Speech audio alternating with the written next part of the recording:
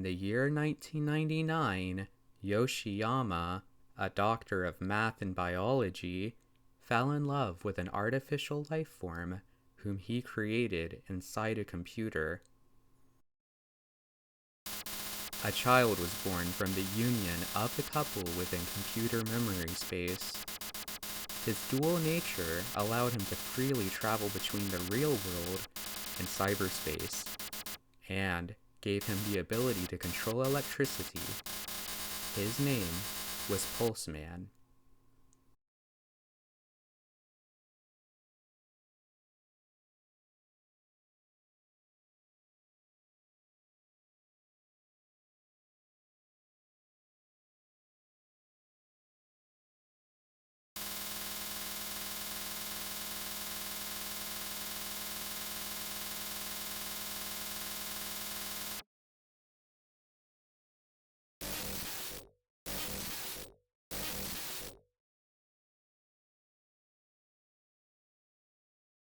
Around that time, a series of interrelated crimes began occurring on a global scale.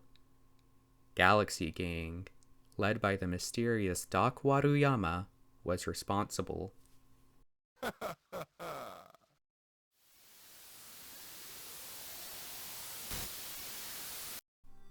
Pulseman, a 2D side-scrolling action platformer developed by Gamefreak for the Sega Genesis or Mega Drive outside the US.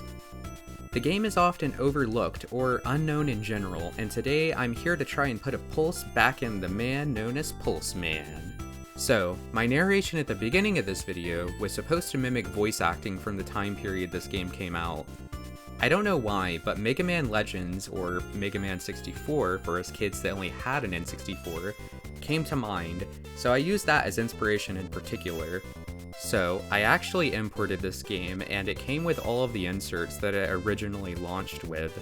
There's a little card where you can write a mini review about the game and send it back to Sega to give your thoughts and opinion on it, and I just really love this little drawing of Sonic and Tails in the bottom right corner on the back. So, long before the time of Mega Man Battle Network, we already had a game about a guy that could go inside the virtual reality world and computers. This one in particular is a cyber world set in the computer world known as Saint Anne, which, for you Pokemon fans, the ship SS Anne in red and blue was known in Japan as just Saint Anne. It all makes sense now. Saint Anne is really just a mega computer. So, just what is Pulseman? Let's take a look at the story, shall we? As mentioned in the beginning of the video, Pulseman is a hybrid, half human and half digital humanoid? The intro does not go in depth, but thankfully the manual does. Unfortunately, I'm not fluent in Japanese, but from what little I can make out, Yoshiyama actually created these beings known as sea life, though the actual word used in Japanese is seibutsu, which just means living thing, so that's not much help. Looking at Pulseman's actual character bio, the manual does go a bit more in-depth, stating his dad is a human and his mom is a sea life being. No mention of seibutsu, or living thing. I can see why they decided just to stick to sea life, as it sounds much cooler, and we can all probably just accept her being a sea life more. Anyway, Pulseman's birthday seems to be May 30th of 2001. He is 14 years old. His place of birth was of course the Ultra Computer, or Saint Anne, I guess. There's many inconsistencies in the story. What's interesting here is that the game's intro makes it seem like all of this takes place in 1999. However, from the manual, we see Pulseman was born in 2001, and he's 14, so it's really 2015 in the game. Oh, also, I know that this was a burning question you were all just on the edge of your seat to know, but his blood type is A. So, let's move on to his helper, Beatrice, or Riche. Riche is actually Pulseman's girlfriend? Wow, they really went all out in this manual, giving so many details the game didn't. This was common in gaming back then, so maybe it shouldn't be so big a shock. Seeing all the work put into these characters and their backstories makes me kinda sad as the game didn't take off. To me, it seems like Game Freak really wanted to make this into a series. Anyway, Riche seems to be a sea life being born in the Ultra Computer, and she is 13 years old and her birthday is June 28th, 2010? Yeah, I don't know. I'm not going to question sea life beings. Your guess is as good as mine here. Her blood type is also nothing, because she's a sea life being, having no physical body, I guess. Also, Riche used to be a part of Galaxy Gang, so I guess she met Pulseman when she was a part of Galaxy Gang, and then he turned her good, and then they became boyfriend and girlfriend, I guess. But because the device that Doc Waruyama had allowed them to traverse from the real world to the computer world, she was just stuck in the computer world, which really isn't that big of a deal for Pulseman, I guess, since he can traverse both. So there actually is an explanation for what a sea life is, and translating it to the best of my ability, it states that in the year 1987, the idea to create an A-life was proposed, which I'm assuming is artificial life. The kanji used here is something along the lines of human constructed life followed by a life. So yeah, I'm just gonna go with man-made artificial life forms. Apparently, this was meant to be the evolution of mankind, and well, the more I attempted to translate it, the more I realized it's just a bunch of technobabble going over the theory. Again, I do want to note I am not fluent in Japanese, but I'm not sure if someone that is could fully explain how any of this works. It seems to be technobabble about theories. If I want to give it an honest shot, I believe what's trying to be said here is that originally there were artificial life forms in computers, but those were still just programs, while sea life has more of its own consciousness and were the evolution of A life. Next on the list, we have Doc Waruyama. He mysteriously appeared as soon as Yoshiyama vanished. There's a theory that Yoshiyama went mad living inside the supercomputer world due to his human body not being able to take it and became Doc Waruyama. And then we have Vale, Pulseman's rival. He is also a sea life created by Doc Waruyama, so I guess technically Pulseman's brother, or half-brother if the theory is true. I feel if there was a sequel to the game, it would have been more fleshed out. Also, just a side note, but Galaxy Gang's symbol resembles Mewtwo to me, and in Red and Blue, Mewtwo was supposed to be used to take over Earth, but that's a different video. Anyway, back to Pulseman. I love how the manual has little drawings of the cast doing things to the game cart and system. Pulseman's even using a phone, I love it. So, on to the actual game. The game is relatively short with only 7 stages. The game is an action platformer and is, in my opinion, addictive. Pulseman has 5 attacks at his disposal, and a move to build up instant electricity by dashing. The attacks are Pulse Slash, Flash Arrow, and Volt Tackle, which is Volt Tackle. Volt Tackle from Pokemon? That's right, Pikachu's signature move Volt Tackle comes from this game, so Pulseman did live on in some capacity. Also, Rotom's design kind of looks like Pulseman's head, but who knows, could be pure coincidence. Oddly enough, the most broken move in the game is Back Spin Kick. For some reason, it makes you invincible while dealing damage, so you can speedrun most bosses with it. Also, Pulseman does have this attack where when you duck, you do this like little kick. I highly advise not using this move because I think the hurt boxes are broken. So when you use it, more often than not, you're going to be hit by the opponent rather than killing it. The move can work, but anytime I tried using the move when it actually counted, for whatever reason, it just did not work. So if you do plan on using it, use at your own discretion. The game has some really cool cutscenes as you go through and a really goofy one.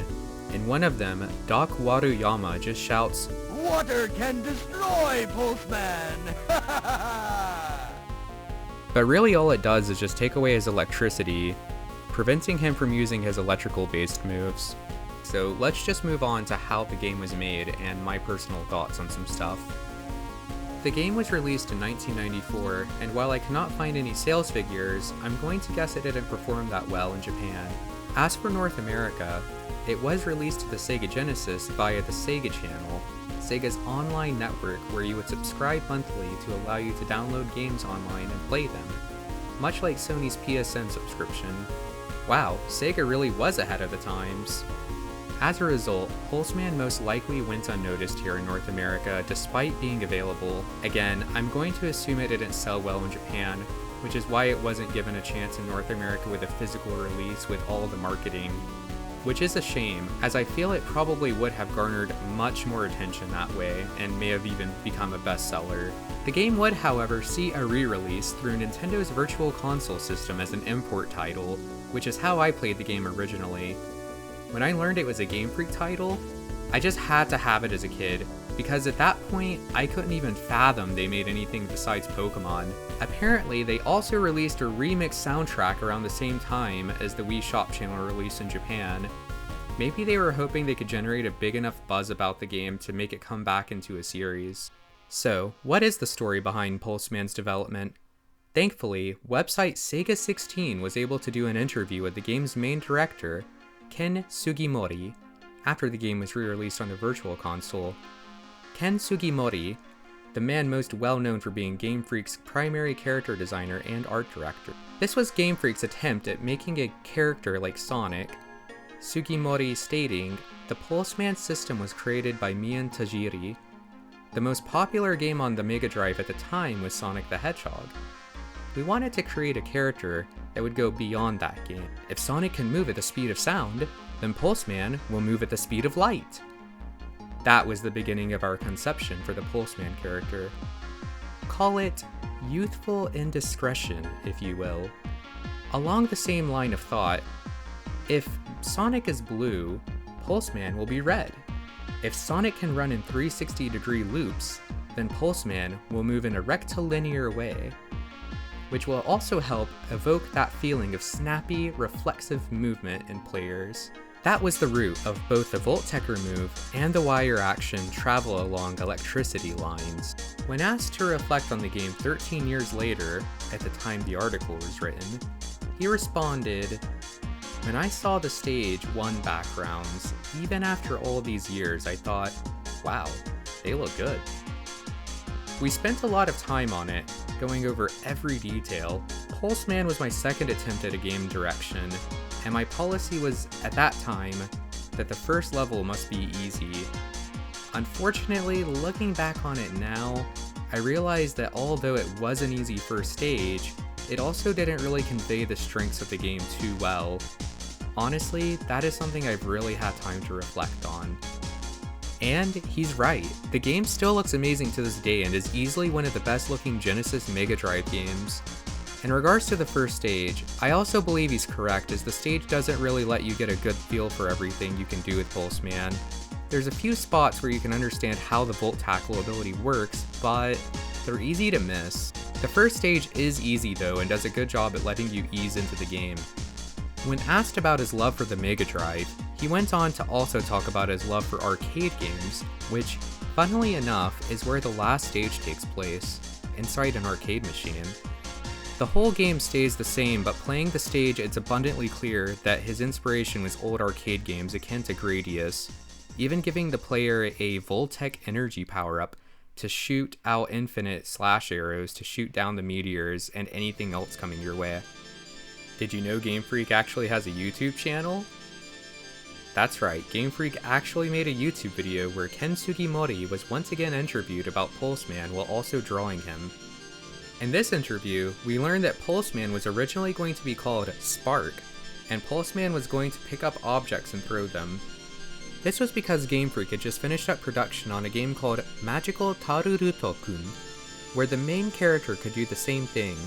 I imagine it mimicked that game to make it easier to develop since they had just finished making that game. The original main character would turn into a fighter jet if you press the jump button twice, which sounds cool, but they didn't feel it would suit his character, so they just changed it. The game was going to be set in cyberspace from the beginning, and the thought process was, you can't have a character that relies on physical strength alone in cyberspace. Because of this, Sugimori felt he shouldn't have a physical body. The idea of the game being set in cyberspace from the start was made before Pulseman. Sonic was once again mentioned too, stating he looked like something that came out of an American comic book or American cartoon. So the idea for Pulseman was to make him look like a Japanese anime character, which is why he ended up being more stoic. The game feels very anime thanks to this art direction. Going back to my thoughts on if the series was meant to have a sequel and about how much detail was poured into the characters, Sugimori admitted that they didn't put that much thought into the characters but tried making something that could be adapted into an anime, saying that they just wanted to make something interesting. And they certainly did. As I mentioned before, the game's plot is definitely just accept the story and don't put too much thought into it. The music is also phenomenal, composed by Junichi Masuda. Masuda's electronic music really shines in this game, and some of the music would even be reused in Pokemon games in the future. This song in particular, Neo Tokyo, sounds like Barry's theme from Diamond and Pearl. All in all, I believe Pulseman holds up very well to this day. The game looks amazing and is one of the best on the system, almost ahead of its time in terms of graphics, which may seem sacrilege to today's view on Gamefreak. The gameplay has a sort of addictive arcade-like feel to it, like I've said a few other times in this review, but it is certainly a fun platforming, side-scrolling action game first. This is a shorter video, but I really just wanted to talk about Pulseman and bring more attention to it. Even I learned more about the game when I actually went through the manual, translating it to the best of my ability. During my research, I did actually find 2 Pulseman wikis, but they're very incomplete. One of them even said that Riche was just Pulseman's good friend and had no mention of her being his girlfriend. Near the end of the production of this video, I actually did find a very good fan website for Pulseman. The website is pulseman.co.uk. At the point I had found it, I had pretty much figured out everything for myself, but there is a really cool translation of the beginning cutscenes, jumbled up words and letters. A user on Nico Nico Doga, identified by Hakuro, was the one that actually discovered that there was jumbled up words in the game's intro. And so a user by the name of pepsimanGB translated that user's deciphering, and we actually get a glimpse into the relationship between Yoshiyama and his sea life love. It's very interesting. So I'll leave that up to you to go to the website. I'll link it in the description. So, in closing, hopefully Pulseman will be released again on Nintendo's Sega Genesis Mega Drive app in the future so more people can experience it, because I feel it deserves another shot.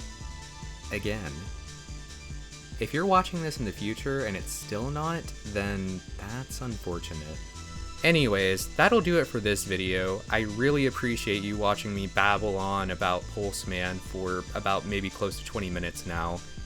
And if you liked what you watched, please do like and subscribe. I really appreciate all of the support that anyone wants to give me. So thank you very much for watching, and I hope you have a great rest of your day, night, or morning.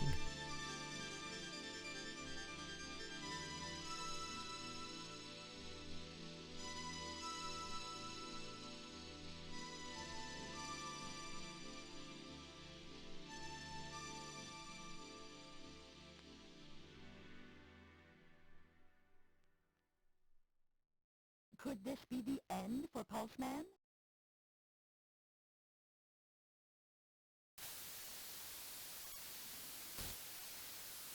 Here I am.